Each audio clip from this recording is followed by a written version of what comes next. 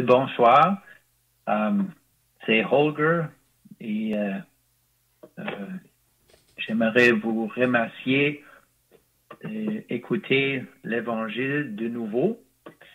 Avant, on va lire dans les Saintes Écritures. On va commencer avec la prière. Notre Père Céleste, nous voulons te remercier pour ton Fils, le Seigneur Jésus. Et nous voulons te remercier pour le plan de Dieu à pouvoir le salut pour des hommes. Et nous lisons dans les Saintes Écritures que le Seigneur Jésus est venu dans le monde pour aller à la croix du Calvaire, pour payer pour nos péchés, pour renverser son sang précieux. Et nous voulons te remercier que par sa mort et par sa résurrection, il a pourvu la vie éternelle comme un don gratuit de Dieu. Et pour ce soir, nous voulons te demander de bénir la prédication de ta parole, de l'Évangile, et nous voulons te demander, notre Père, de nous aider à écouter et aussi à aider et à guider pour la message on va parler. Et nous prions, nous rendons grâce à toi au nom précieux du Seigneur Jésus-Christ. Amen. Amen. J'aimerais tourner à l'Épître à Tite pour notre première lecture. Et mon plan est à lire avec vous 5 petits passages dans les Saintes Écritures qui nous donnent des choses qui sont absolument sûres. Et on va commencer dans l'Épître à Tite, chapitre 1 et verset 1. L'Épître à Tite, chapitre 1 et verset 1. Paul, serviteur de Dieu et apôtre de Jésus-Christ pour la foi des élus de Dieu et la connaissance de la vérité qui est selon la piété, lesquels reposent sur l'espérance de la vie éternelle, promise avant tous les siècles par le Dieu qui ne ment point et qui a manifesté sa parole en son temps par la prédication qui m'a été confiée d'après l'ordre de Dieu, notre Sauveur. Et aussi, j'aimerais lire dans l'Épître aux Hébreux, Hébreux et chapitre 9. Dans l'Épître aux Hébreux, chapitre 9,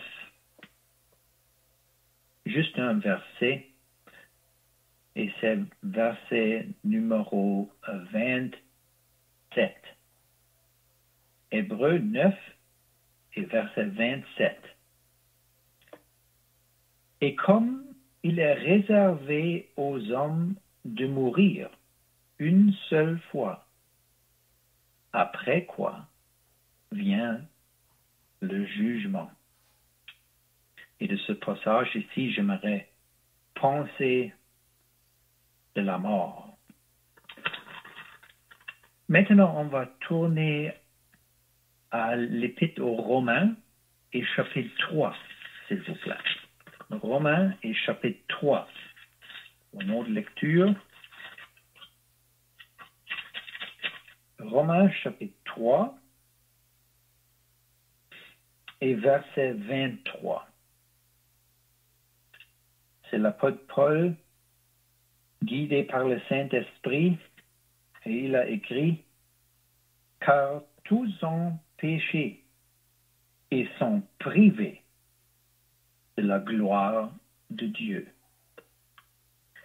Et maintenant, on va tourner à l'Évangile selon Jean, deux autres petites lectures. Jean chapitre 3 et verset 3. Ce sont les mots du Seigneur Jésus quand il a parlé avec Nicodème, un chef des Juifs. C'est Jean chapitre 3, verset 3. Jésus lui répondit, en vérité, je te le dis, si un homme ne naît de nouveau, il ne peut voir le royaume de Dieu. Et aussi, on va lire verset 7.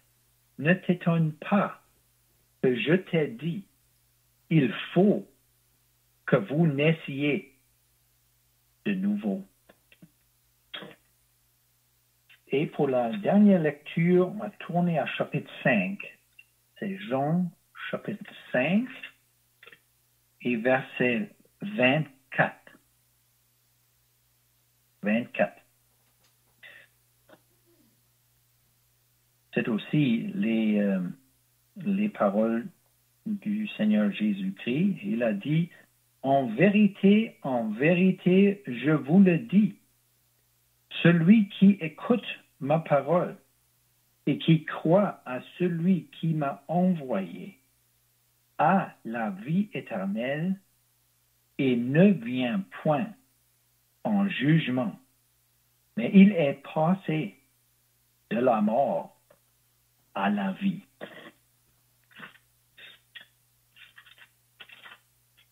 J'espère que le Seigneur va me donner de l'aide à présenter un petit message dans l'Évangile. J'ai pensé de 5 choses qui sont absolument sûres. J'aimerais penser premièrement de la vérité de Dieu. Les choses que Dieu nous a données, nous a enseignées, la parole de Dieu, c'est la vérité. Et pour le second point, j'aimerais penser de la mort. Ça, c'est quelque chose d'absolument sûr. Ça va passer à toute personne. Et pour le troisième point, j'aimerais penser du péché. Et après ça, on va penser du salut. Le salut que Dieu a pourvu par l'œuvre du Seigneur Jésus-Christ. Et le dernier point, quelque chose qu'on peut avoir poursu sur ça c'est la vie éternelle. Premier point, la vérité. Dans l'épître à Tite, l'apôtre Paul, il a commencé cette épître à Tite avec des choses qui sont la vérité. Il a promis quelque chose. Dieu a parlé à propos de la vie éternelle. Il a parlé à propos de sa parole qu'il a donnée aux hommes par les apôtres. Et on a lu dans verset 2, le Dieu qui ne ment point. Ça, c'est vraiment important. Et aujourd'hui, nous vivons dans un monde qui est plein de mensonges. Un monde qui est contrôlé par le diable. Et si nous lisons dans la parole de Dieu, nous pouvons voir que Satan, il est menteur. Satan veut détruire les choses de Dieu. Et il met le mensonge partout pour tourner la vérité dans quelque chose qui est incrédule. Mais si nous avons le désir, et on espère que vous avez le désir de savoir les choses de Dieu et spécialement les choses à propos de l'éternité et du salut que le Seigneur a pourvu pour des hommes. Si vous avez le désir de savoir la vérité à propos de ces choses-là, nous ne pouvons pas tourner à les choses que le monde offre. Mais nous avons besoin de tourner à la parole de Dieu à cause de la parole de Dieu, c'est seule la vérité. Et la parole de Dieu, c'est la source de la parole de Dieu, c'est le cœur de Dieu lui-même. Et nous avons lu que Dieu ne ment point. Ça veut dire que toutes les choses on trouve dans les Saintes Écritures, ils sont vrais. La vérité, de cover à cover. Alors, nous voulons tirer tout le message de l'Évangile seulement des Saintes Écritures, de la Bible, et rien d'autre. Et on a lu dans Hébreux chapitre 9 quelque chose à propos de la mort. Et peut-être il y a beaucoup de personnes dans le monde qui posent la question, pourquoi est-ce qu'il y a la mort? Mais la Bible nous donne la réponse. Et dans Romains chapitre 6, nous pouvons lire que le salaire du péché, c'est la mort. Alors, nous pouvons lire dans les Saintes Écritures que c'est par le premier homme, Adam, que le péché est entré dans le monde. Mais à cause de toutes les personnes, tous ont péché, la mort est passée sur toutes les personnes. Et dans Hébreu, nous avons lu, il est réservé aux hommes de mourir une seule fois, après quoi vient le jugement. C'est quelque chose de sérieux. À cause dans la Bible, nous pouvons lire les exhortations et les prédications des prophètes dans les temps passés, et beaucoup de fois, nous pouvons lire que la prédication était un avertissement aux hommes, à les personnes sur la terre, de se repentir et à préparer à la rencontre de Dieu. Et les mots, nous pouvons lire dans le prophète Amos, dans chapitre 4, « Prépare-toi à la rencontre de ton Dieu. » Mais cette préparation, il faut de faire cette préparation avant la mort, quand nous sommes en vie, dans le monde ici, quand nous avons besoin de faire le choix à chercher le Seigneur Jésus et le salut qu'il a pourvu au Calvaire. Et ça, c'est la raison pourquoi l'Évangile est prêché dans le monde. Et la parole de Dieu, la vérité, est ouverte et c'est prêché partout.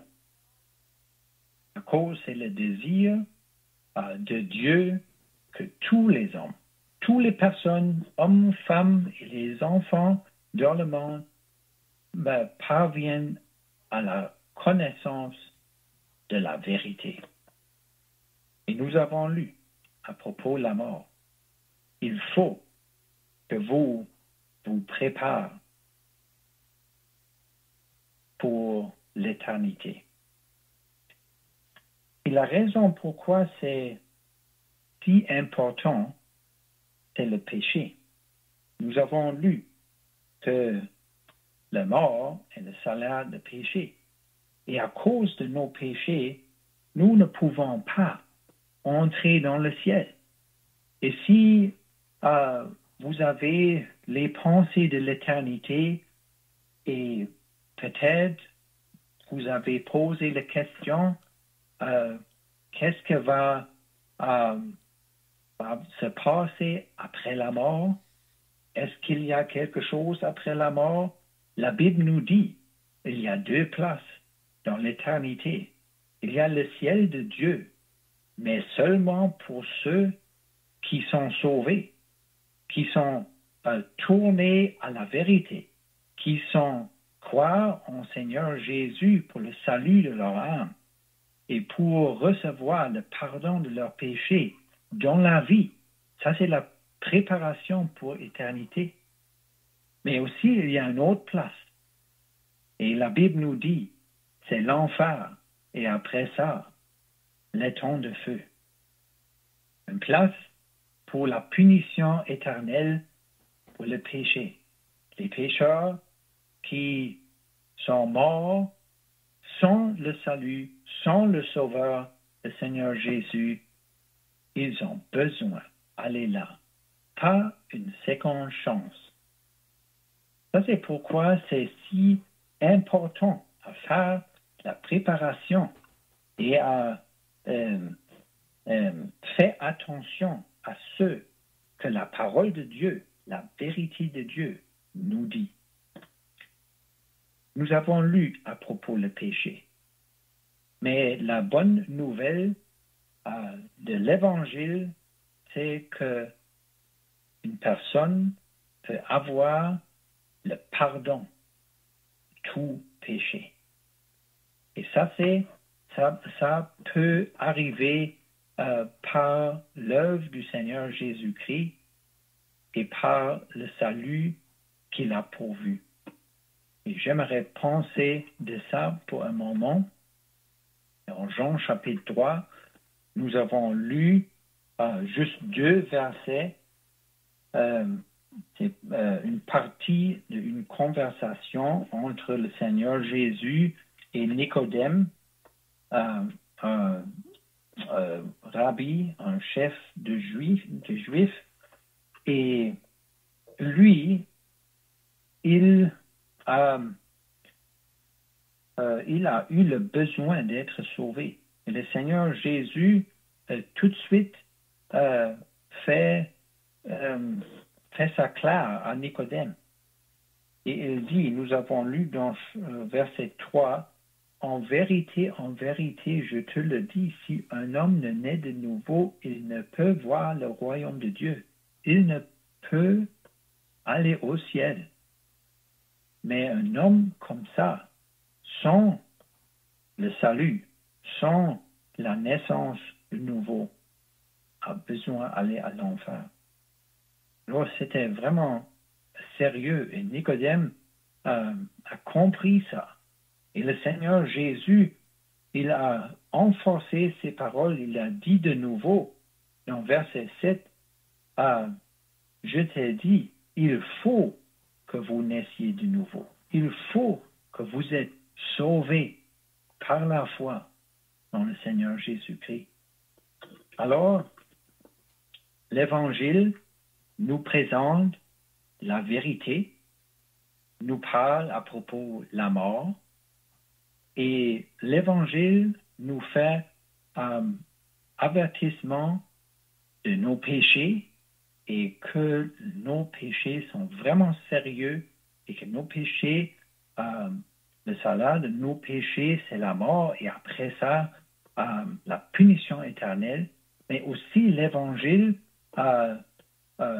nous tourne au salut, le salut que le Seigneur Jésus a parlé et que Dieu nous veut que nous reconnaissons, que nous parviens à la connaissance et le salut il a pourvu. Et dans l'Évangile, nous pouvons lire que par la prédication de l'Évangile, le Seigneur Jésus-Christ est présenté comme le sauveur des pécheurs, comme lui qui seul pouvait donner le salut aux hommes. Et il est seul qui peut vous sauver de vos péchés. Et c'est le désir de Dieu, même ce soir, que quelqu'un va venir à la connaissance de la vérité, que le péché, oui, c'est quelque chose que j'ai commis et quelque chose qu'une personne a besoin d'être punie, mais si nous faisons attention à la parole de Dieu, nous pouvons voir que le Seigneur Jésus a déjà payé pour nos péchés sur la croix du Calvaire. Et ce n'est pas nécessaire pour une personne à périr, pour aller à l'enfer et l'étang de feu. Mais c'est possible, une personne qui croient que oui, le Seigneur Jésus est mort pour moi, pour pouvoir le salut pour mon âme, pour pouvoir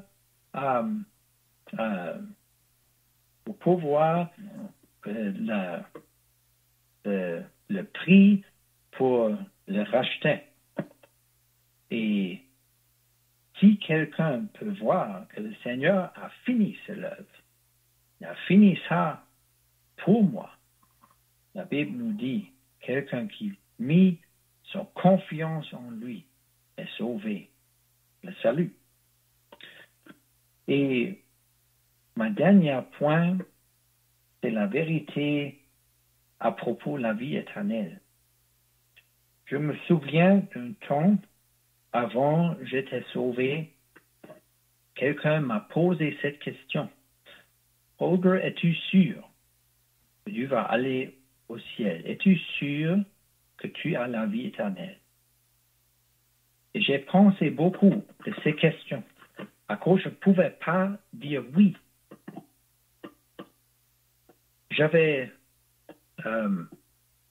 l'espérance que peut-être si je vais être assez bon pour aller au ciel. Mais à ce temps-là, je ne pouvais pas dire oui, j'ai la vie éternelle. Aujourd'hui, je peux, mais juste à cause. Le Seigneur Jésus est mort pour moi. Et donc, le 9 mars 1999, j'ai pris le salut, la vie éternelle comme un don gratuit à la main de Dieu. J'étais sauvé par la foi en le Seigneur Jésus-Christ. Avant ça, je ne pouvais pas dire, oui, j'ai la vie éternelle. Aujourd'hui, je peux. Avec tous ceux qui sont sauvés, nous avons l'assurance que la vie éternelle appartient à nous, à cause du Seigneur Jésus la nous a donnée. Dans Romains chapitre 6 et verset 23, nous pouvons lire, et nous avons déjà pensé la première partie de la verset, que le salaire du péché, c'est la mort. Mais le don gratuit de Dieu, c'est la vie éternelle par le Seigneur Jésus-Christ. La parole de Dieu nous dit la vérité. Et la parole de Dieu nous dit que nous pouvons avoir l'assurance de la vie éternelle. Et c'est ça que le Seigneur Jésus a parlé dans Jean chapitre 5, la dernière lecture que nous avons faite. Il a dit, en vérité, je vous le dis, celui qui écoute ma parole et qui croit à celui qui m'a envoyé a la vie éternelle et ne vient point en jugement, mais il est passé de la mort à la vie. Et c'est le désir de Dieu, même ce soir, que quelqu'un parmi nous, qui maintenant n'est pas sauvé, va parvenir à la connaissance de la vérité. C'est possible d'avoir l'assurance de la vie éternelle. C'est possible d'être sauvé et d'avoir la paix avec Dieu et se réjouir dans l'assurance que le ciel n'est pas l'enfer, mais que le ciel est ma destinée pour l'éternité. Et on prie que le Seigneur Dieu va donner l'aide à comprendre le message de l'Évangile.